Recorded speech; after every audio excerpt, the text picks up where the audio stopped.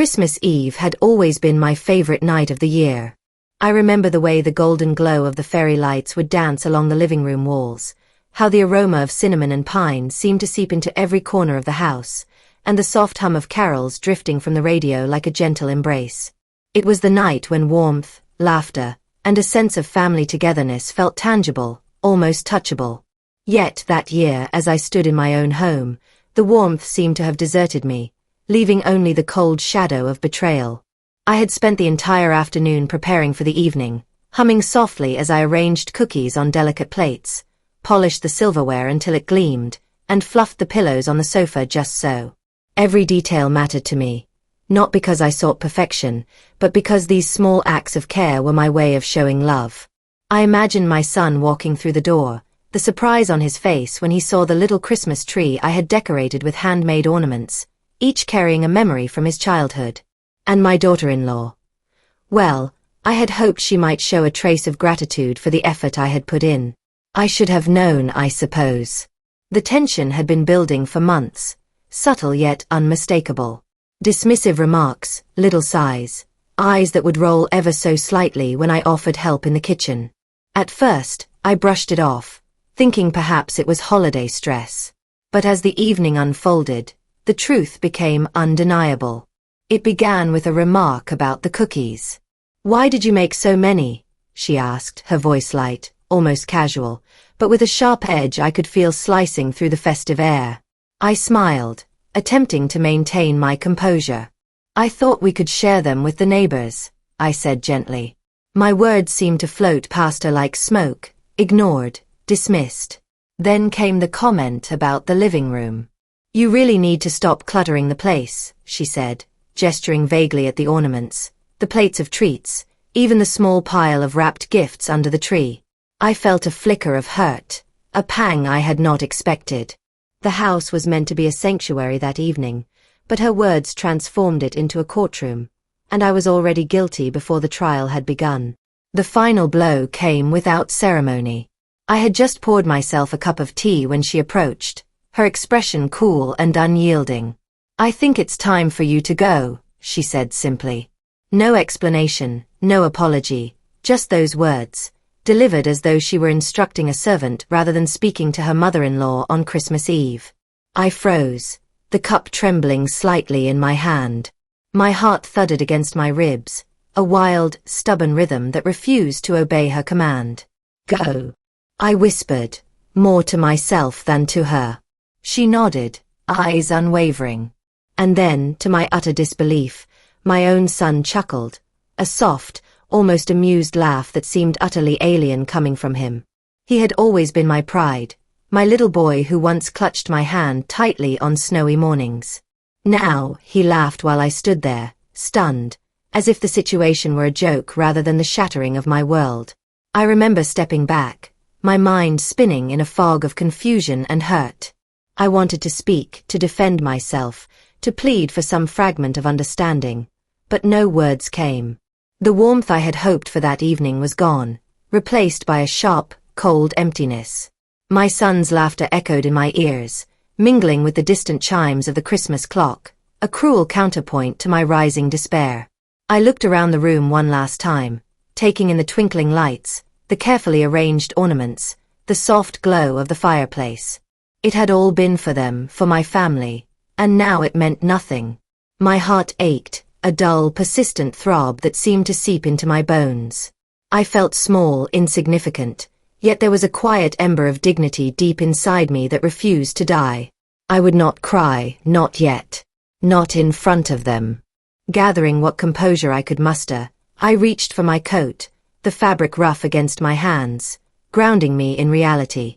I stepped toward the door, each movement deliberate, as if by controlling my body I could control the chaos within.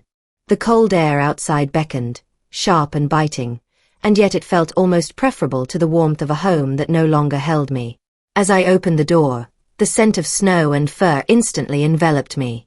The world outside was quiet, the soft hush of a winter evening broken only by the faint rustle of branches and the distant jingling of a bell.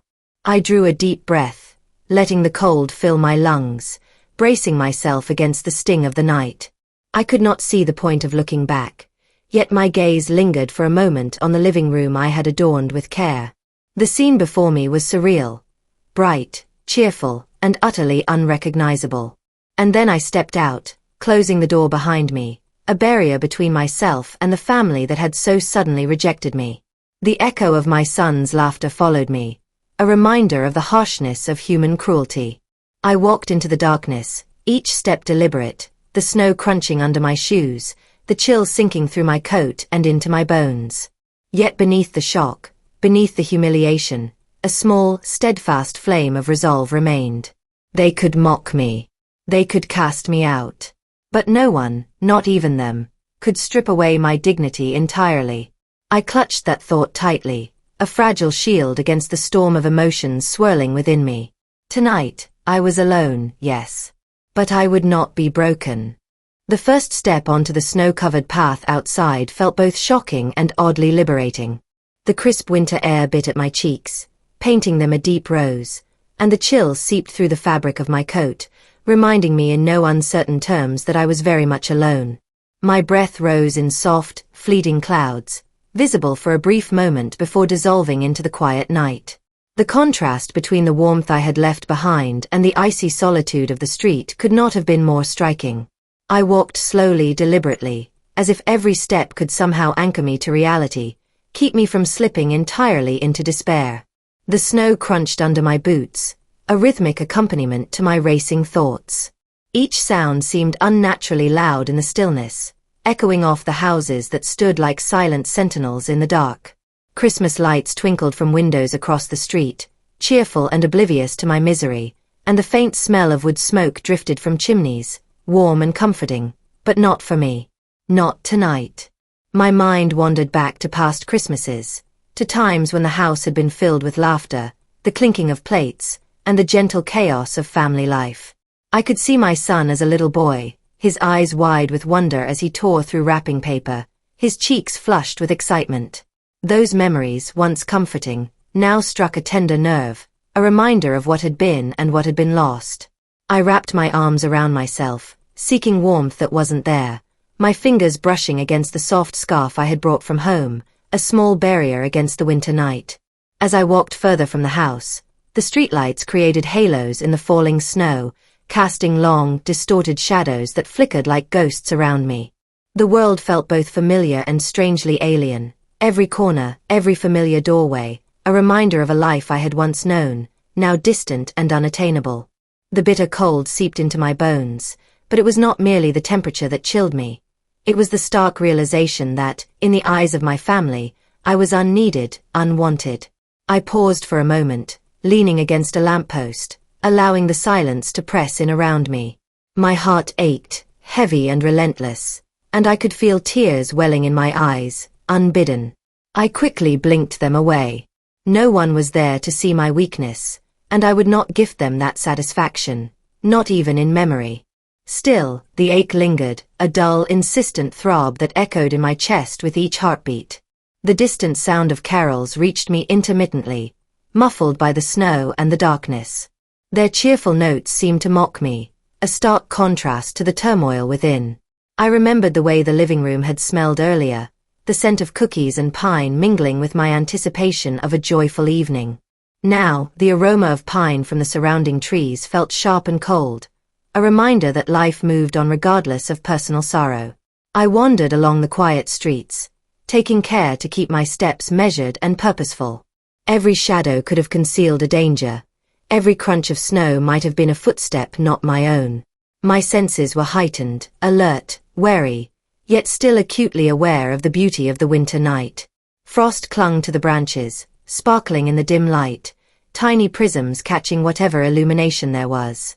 It was almost magical, almost comforting, yet it could not quite pierce the isolation that surrounded me. I thought about what I would do next. The house that had been my home for decades now felt like a foreign land, the warmth I had once counted on replaced with cold dismissal.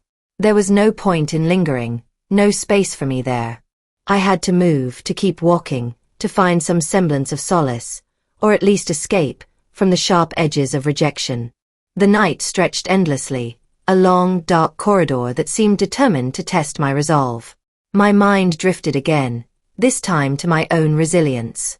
Despite the humiliation, despite the laughter of my son and the cold indifference of my daughter-in-law, there remained a core of dignity that I refused to surrender. It was fragile, yes, like a candle flickering against a winter gust, but it existed. I clutched at that thought, letting it strengthen my steps. I would not crumble entirely. I would not allow the bitterness of others to dictate my self-worth. Hours, or perhaps only minutes, time seemed suspended, passed as I continued my slow, careful walk. The snow had begun to fall more steadily, each flake a delicate, fleeting whisper against the darkened streets. The silence was profound, interrupted only by the occasional rustle of a stray branch or the distant hum of a car engine. I felt small beneath the vast night sky, yet paradoxically, there was a strange freedom in the anonymity of the dark. No one could hurt me further if they could not see me. Yet beneath the cold, beneath the fatigue and sorrow, a quiet anticipation began to stir, subtle and almost imperceptible. There was something about the night, its stillness, its isolation, that hinted at possibility, a sense that change, however unlikely, might arrive unbidden. I did not know what form it would take, nor did I dare hope, but the ember of resilience within me glowed faintly, refusing to be extinguished entirely. I kept walking, step by careful step, through the snowy night, the world around me both beautiful and indifferent. The ache in my heart remained, but it was accompanied now by a fragile sense of expectation, a quiet acknowledgement that even in the coldest, loneliest moments, life had a way of shifting, often when least expected. And then, I noticed it, a faint movement in the shadows ahead, barely discernible at first, like a ripple across the still surface of a pond. Footsteps, light and deliberate, crunching softly in the snow, approaching from a distance.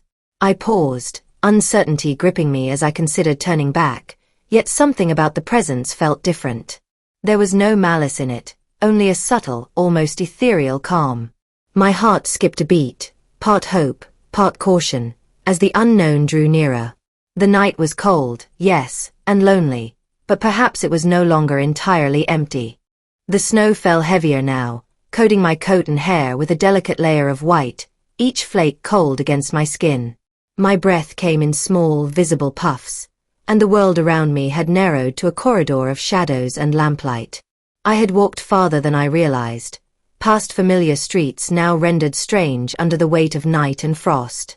Fatigue tugged at my limbs, but it was the solitude, the gnawing emptiness, that pressed heaviest upon me. And then I noticed movement. At first, I thought it was merely a trick of the dim streetlights, the way shadows shifted and snowflakes caught the eye. But no, there was a figure moving slowly toward me, bare feet brushing the snow with almost eerie precision. My initial thought was disbelief. Bare feet. On a winter night like this? My first instinct was fear. The night had already taught me caution. Yet there was something in the figure's gait, calm and measured, that spoke of quiet certainty rather than threat. The stranger came closer, and as I could see more clearly, I realized that their presence carried a kind of warmth that defied the freezing night. Their eyes met mine, soft, patient, almost compassionate, and in that instant, I felt a small, inexplicable comfort. There were no words yet, only the shared acknowledgement of each other's existence in the stillness of the snowy street. "Are you all right?" the stranger asked finally, their voice gentle, almost melodic, cutting through the silence like a small bell. I started slightly, unused to hearing kindness offered so freely, especially after the cruelty I had just endured. I hesitated, unsure if I could speak without breaking. I'm fine," I murmured, though the lie came out weakly, transparent even to myself. The stranger tilted their head slightly, a faint smile brushing their lips, and gestured toward a nearby bench, partially sheltered by the overhanging branches of a pine tree. "Sit," they said simply. "Take a moment. It's cold tonight." There was no command in the tone, only an invitation, a rare kindness that seemed to exist outside the ordinary bounds of human interaction. I walked toward the bench slowly, each step measured, still wary but drawn inexplicably toward this mysterious presence. I sank onto the hard wood, shivering as the chill worked its way into my bones, and watched as the stranger crouched nearby, their bare feet settling gently on the snow-covered ground. It was surreal, the sight of someone so calm, so grounded, in the midst of the harsh winter night. They did not speak immediately, and the silence was not oppressive but rather soothing, like the quiet between notes in a lullaby. I felt my tension begin to ebb, the sharp edges of humiliation dulling slightly in the face of their patient presence. For the first time that evening, I felt a flicker of hope, small, fragile, yet undeniable. "I saw you walking alone," the stranger said after a while, voice soft but steady. "It's not safe out here, not for anyone. Especially not on a night like this." There was no judgment, only observation, and it carried more weight than any lecture or reprimand could. I nodded, unable to speak, my throat tight with emotion I had tried so hard to contain. They offered me a small scarf, folded neatly in their hands. "This will help," they said. I accepted it with trembling fingers, feeling the warmth of the fabric, an almost symbolic gesture that contrasted sharply with the coldness I had left behind in my own home. The smallest acts, I realized, could carry profound meaning, something I had forgotten in the whirlwind of cruelty and laughter that had preceded this encounter. We sat in quiet companionship, and though the stranger did not press me with questions or intrusive curiosity, there was a subtle conversation happening in the silence. In their calm presence, I began to reflect on the injustice I had suffered, not with bitterness, but with clarity. The laughter of my son, the harsh dismissal from my daughter-in-law, it was cruel, yes, but it could not define me. I still had my dignity, my inner strength, and now, unexpectedly, a reminder that kindness could appear even in the most unlikely forms. Eventually, the stranger spoke again, almost as if reading my thoughts. People often hurt those closest to them without realizing the damage they leave behind. But sometimes, the universe has a way of restoring balance. The words were simple, yet they resonated deeply, planting a seed of resolve I had thought extinguished. I realized then that this encounter, this brief, almost mystical intervention, was more than a moment of warmth. It was a turning point, a subtle nudge toward reclaiming myself, my dignity, and my sense of worth. In the face of cruelty, in the aftermath of humiliation, there was still a path forward. It might not be grand or dramatic, but it was real, and it was mine to take. As we parted that night, the stranger did not linger unnecessarily, nor did they vanish abruptly. They simply walked a few steps ahead, their bare feet leaving faint impressions in the snow, and then disappeared down a side street, their presence lingering in the crisp night air like a quiet blessing. I sat on that bench for a long while after, watching the snow fall, feeling a sense of peace that had seemed impossible only hours before. The night had been cruel, yes, but it had also been a teacher. It had shown me the fragility of human kindness, the ease with which warmth could be withdrawn, but also the remarkable resilience of the human spirit. I had been cast out, mocked, and left to face the cold, yet I had discovered, through the unexpected arrival of a stranger, that even in the darkest nights, there is a glimmer of light to guide us back to ourselves. By the time I rose from the bench, snow clinging to my coat and hair, I felt a quiet determination stirring within me. The laughter, the cruelty, the humiliation, I would carry them no longer as burdens, but as reminders of my strength, my resilience, and the dignity that no one could ever take away. I walked home the next morning with a different pace. The snow had stopped falling, leaving the streets sparkling under the pale winter sun. Each step felt lighter than it had the previous night, the heaviness in my chest replaced by a quiet, steadfast resolve. I no longer felt the need to rush, to flee from the world that had rejected me. Instead, I carried a calm certainty that I had not experienced in years. I would not allow humiliation to define me. When I returned to the house, I paused at the threshold, taking in the familiar sight of the front door and the decorations I had spent so long arranging. Everything looked the same, yet the atmosphere had shifted. I realized, with a mix of sorrow and clarity, that my feelings were no longer tied to the approval or disdain of others. The house could be cold, the laughter of my son hollow, my daughter-in-law's dismissiveness biting, but these were reflections of their choices, not my worth. Inside, the silence greeted me. I could sense the absence of celebration, the echoes of last night's tension lingering like dust in the corners. I moved slowly, touching the ornaments, straightening the small imperfections, not for anyone but for myself. I understood now that the love I poured into the home, into every small detail, was a gift to myself first. My dignity was not dependent on their acknowledgement. It was inherent, unwavering, and I would claim it fully. As the day unfolded, small changes began to manifest. My son avoided my gaze, a subtle hesitation in his steps, a quiet tension in his voice.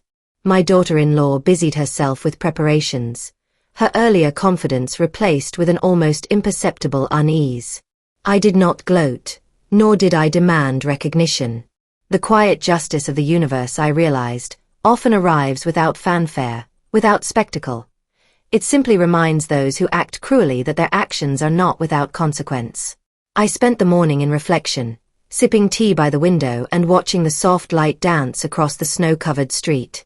The memory of the stranger's calm presence lingered, a gentle reminder that compassion can arrive from the most unexpected places, and that true dignity is found in the steadfastness of one's own heart. I felt a profound sense of gratitude, not only for the stranger who appeared when I needed it most, but for the realization that I could stand firmly in my own truth, regardless of the actions of others. By evening, a subtle shift had occurred in the household. My son approached, hesitating, then spoke softly. I listened, not with bitterness, but with measured patience.